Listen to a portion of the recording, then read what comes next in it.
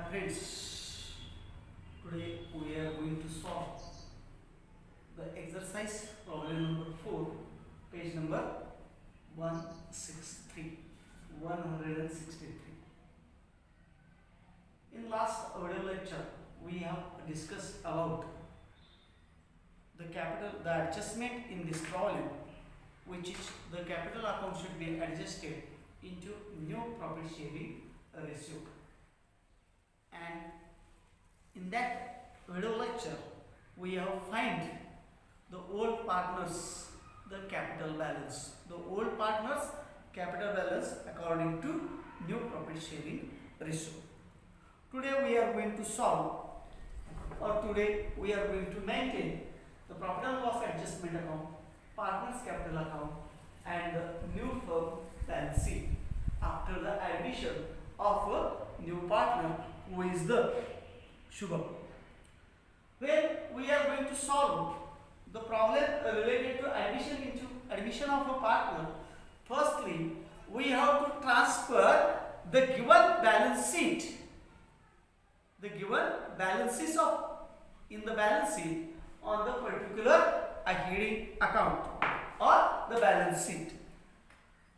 The first item given in the problem is cash. We have record last days because it have some adjustments. Second, sundry debtors. Sundry debtors. It have adjustment, so we have to record the amount of debtors in inner. Sundry debtors 32,000 per 30,000. There should be adjustment. So we have to record the amount of sundry debtors inner side. Second one, land and building. Land and building have adjustment? No. Land and building वर adjustment आपल्याला दिसून येत नाही आहे. Land and building.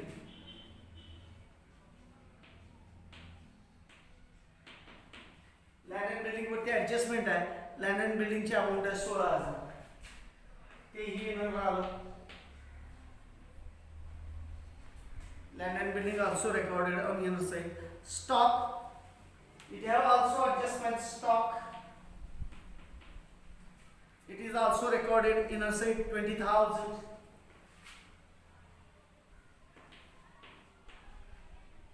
Stock. Plant and machinery. Plant and machinery वर adjustment नहीं है. अपन outer ला घेऊया plant and machinery.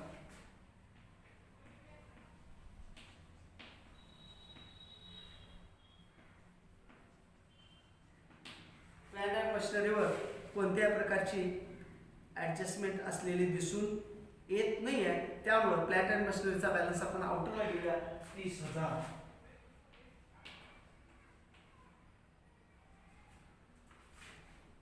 फर्निचर वरती ॲडजस्टमेंट आहे. इनरला घेतलं पाहिजे.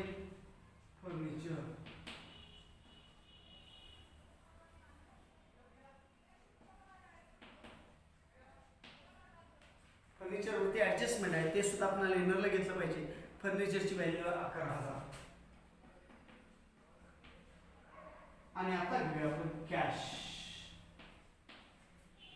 कॅशचा बॅलन्स आहे 40,000. तोही इनरला घ्या आणि याच्यावर ॲडजस्टमेंट आहे. त्यानंतर लायबिलिटी साइड, सनरी क्रेडिटर्स वरती कोणती ॲडजस्टमेंट नाही, त्यामुळे आउटरला असलं डायरेक्ट सनरी क्रेडिटर्स.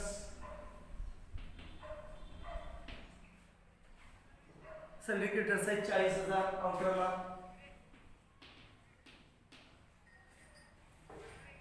त्यानंतर बिल्स पेएबल याच्यावर सुद्धा ॲडजस्टमेंट आहे, ते सुद्धा आउटरला.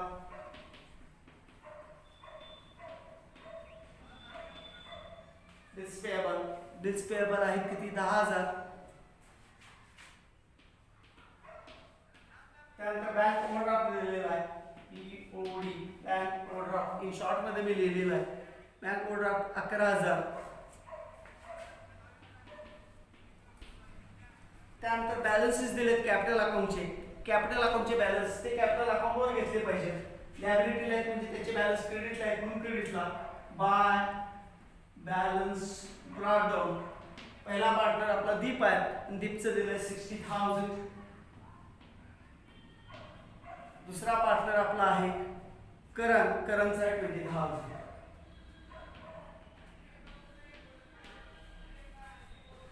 Last item is general reserve. It is the balance of undistributed profit. So we have to be distributed into all partners by general reserve. हा जनरल रिझर्व आपल्याला partner मध्ये वाटून द्यायला पाहिजे. 8,000 रुपये आहे. 8,000 रुपये जनरल रिझर्व आहे. त्यांचं प्रमाण आहे 3:1. जुनं प्रमाण आहे त्यांचं 3:1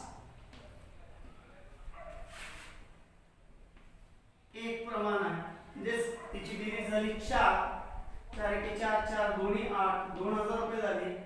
2,000 भाग करावा गुणिले 3 आणि गुणिले 2 सॉरी गुणिले 3 आणि गुणिले 1 म्हटल्यानंतर 3 दोन्ही 6,000 रुपये दीपला मिळाले. 2,000 रुपये करणला मिळाले. अशा पद्धतीने जनरल रिझर्व वाटून दिलेला आहे.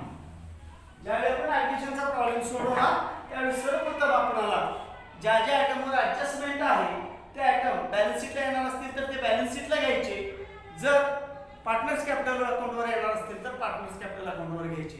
थोडक्यात दिलेल्या प्रॉब्लेम मध्ये जी बॅलन्स शीट असते त्या बॅलन्स शीटचं पोस्टिंग आपण तयार करत असलेल्या सोल्युशन मधल्या बॅलन्स शीटवर होईल आणि पार्टनर्स कॅपिटल अकाउंटवर होईल. आता पार्टनर्स कॅपिटल संबंधी कोणते आयटम येतात हे जनरली तुमच्या लक्षात आलेलं आहे. पार्टनर्स कॅपिटल अकाउंटचा बॅलन्स आणि अनडिस्ट्रीब्युटेड प्रॉफिट किंवा लॉसचा बॅलन्स हा पार्टनर्स कॅपिटल अकाउंटवर येईल. आणि जे आणि असेट अँड लायबिलिटी असतील त्या बॅलन्स शीटला आपल्याला घ्याव्या लागणार आहेत. आता या नोंदवत असताना ज्याच्या ज्याच्यावर ऍडजस्टमेंट आहे ते आपल्याला प्रथम इनरला नोंदवावं लागतं.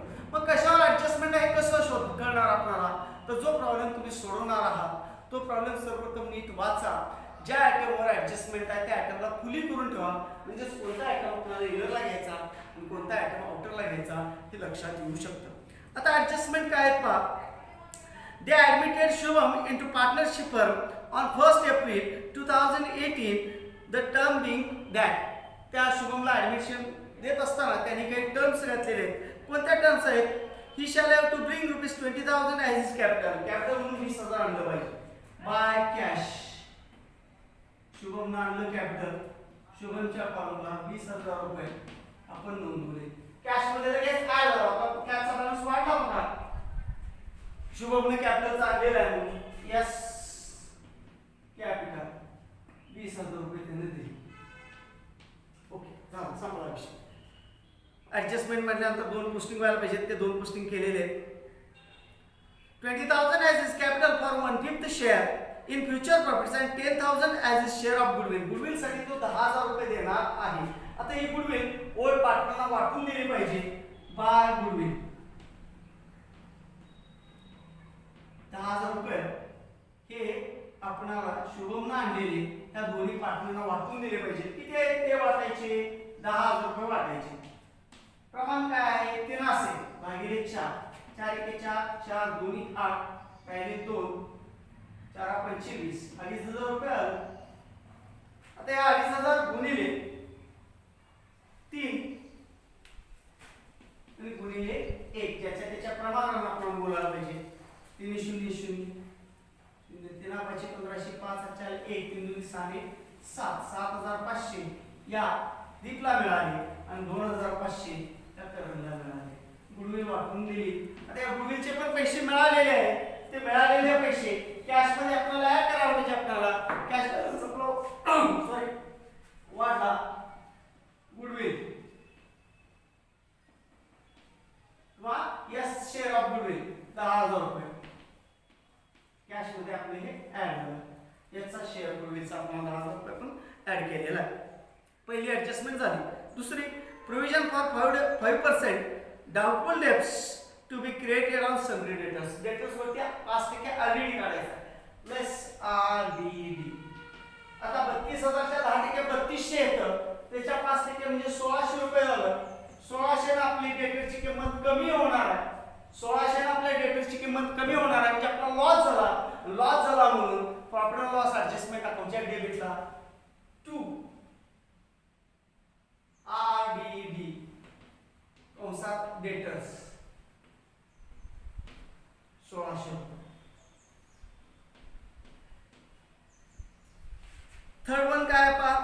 Furniture to be depreciated by 20%. Furniture depreciate करायचं आहे म्हणजे फर्निचरची किंमत सुद्धा कमी झालेली आहे. Less depreciation at the rate of 20%.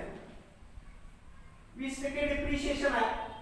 11,000च्या 20%, 10% असतं तर 1100 असतं. 11 दुनी 2200 रुपये. 20% झालं 2200. 2200 रुपये आपल्या इथं फर्निचरचं कमी झाले म्हणजेच लॉस झालेला आहे. म्हणून टू फर्निचर 2200 रुपये. फर्निचरची ऍडजस्टमेंट कंप्लीट झाली. 4 नंबरची ऍडजस्टमेंट आहे stock should be appreciated by 5%. Stock appreciate झाला म्हणजे वाढ झाल्या स्टॉकच्या किमतीत. आता स्टॉकच्या किमतीत वाढ झाल्या म्हणजे ऍड करायला पाहिजे. किंमत वाढली ऍड ॲप्रिशिएशन APP ॲप्रिशिएट किती झालंय किती टक्के ॲप्रिशिएट सांगितलं स्टॉकचं 5% ॲट द रेट ऑफ 5%. आता 20,000च्या 5% म्हणजे 1,000 रुपये येत आहे. वाढलेली किंमत इथं आपण 1,000 रुपये घेतली. आता किंमत वाढली 20 होती ती 21 झाली.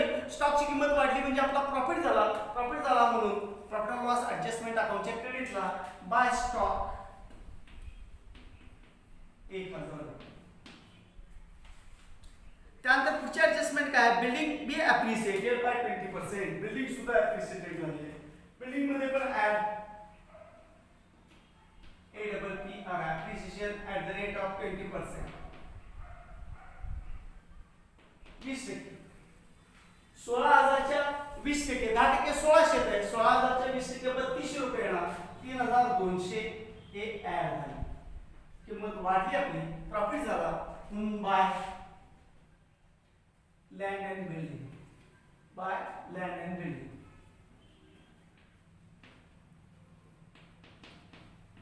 लँड अँड बिल्डिंगचे 3,200.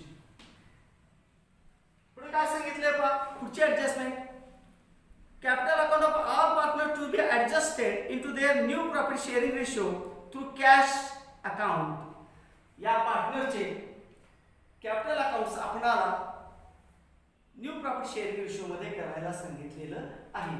जास्त झाले तर त्यांना पैसे परत द्या, कमी पडले तर त्यांच्याकडून पैसे आणायला सांगा. आपण आता त्याचे बॅलन्सेस काढलेले होते. न्यू प्रॉफिट शेअरिंग रेशो पण काढलेला होता मागील व्हिडिओ मध्ये आणि त्याचे बॅलन्सेस पण काढलेले होते. To balance C just a minute to likes to balance CD करायचा आहे. किती आहे आपल्याला कॅपिटलचा बॅलन्स ऑलरेडी आपण काढलेला होता पहा. डी चा 60,000 ठेवायचा. 60,000 रुपये ठेवायचा म्हणजे दीपचा. के चा ठेवायचा 20,000 रुपये फक्त.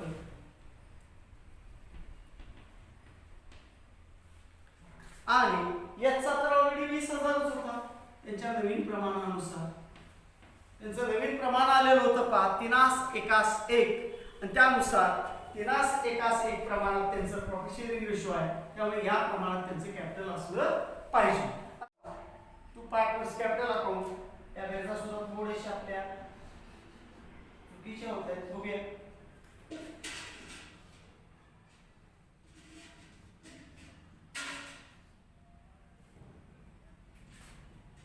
$4,200 मधून आपल्याला हे वजा करायचे. 8 आणि 4 12 अच्छा 1 3 आणि 4 400 रुपये पार्टनर्स कॅपिटल वर आलेले आहे. 400 रुपये प्रॉफिट झालेला आहे. टोटल प्रॉफिट 4,200 आहे आणि टोटल लॉस आहे 3,800 म्हणजेच 400 रुपये प्रॉफिट झालेला आहे. तो दोघांना वाटून द्यायला पाहिजे. डी ला आणि के ला. D's capital account K's capital account. याला 300 रुपये मिळाला त्याला 100 रुपये मिळाला. 3:1 प्रमाणात by profit and loss adjustment account याला मिळाले 300 रुपये याला मिळाले 100 रुपये. याचा आहे तसा 20,000. याची बेरीज झाली 20 मधून 22 मधून 24 आणि 24,600. याची बेरीज झाली 73,800. आता आपल्याला याचे कॅश बॅलन्सेस काढले पाहिजेत. पैसे किती परत द्यायचे ते काढले पाहिजेत. 20,000, याचे 20,000 जमा होते, बॅलन्स पण 20,000 ठेवायचा आहे, म्हणजे त्याला पैसे द्यावे लागत नाही, परत द्यावे लागत नाही. या के चे 24,600 जमा आहेत, ठेवायचा बॅलन्स आहे 20,000, 24,600 जमा आहेत, ठेवायचा 20,000, म्हणजे 4,600 त्याला परत द्यायचे, त्याला द्यायचे 4,600. आणि डी चे म्हणजे दीपचे जमा आहेत 73,800, जमा आहेत 73,800, बॅलन्स ठेवायचा आहे आपला फक्त 60,000, म्हणजे 13,800 दीपला परत केली पाहिजे. आता या कॅश मधून आपल्याला वजा करायला पाहिजे, केला आपल्याला 4,600 द्यायचे आणि दीपला 13,800 द्यायचे. बघा आपल्याकडे एकूण जमा, एकूण कॅश जमा आहे 70,000. कशी? जुने बॅलन्स 40,000, याचे कॅपिटलचे 20,000 आणि पूर्वीचे 10,000 असे मिळून एकूण जमा झाली 70,000 आणि खर्च झाला 13 × 17 18,400. एकूण खर्च झाला 18,400. एकूण खर्च म्हणजे त्या पार्टनरांचे जमा असलेले जो बॅलन्स ठेवायचा होता त्याच्यापेक्षा पैसे जास्त जमा आहेत, म्हणून आपण ते परत केलेले आहेत. 13 × 17 17,800 आणि 600 म्हणजे 8 × 14 400 झाले. अच्छा, 4 × 8 18,400. आता 70 जमा आहेत वजा 18,400 एवढा खर्च, म्हणजे आपल्याला जमा किती राहिलेत बघा 6. अच्छा 1 10 9 गेले राहिला 1, 51,600. आता बघूया आपल्याला काही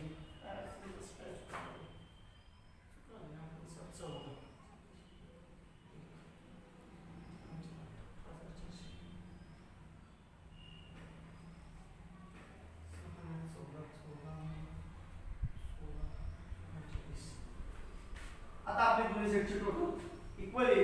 लायबिलिटी 1,61,000 आलेले आहे. असेटचे बघूया 0 0 14 14 आणि 2 16 × 4 20, चले 2 3 3 आणि 8 11 11 आणि 12 12 9 21 21 अशी 1, चले 2 2 आणि 5 7 7 आणि 3 10 10 2 12 12 आणि 13 13 आणि 3 16 1,61,000.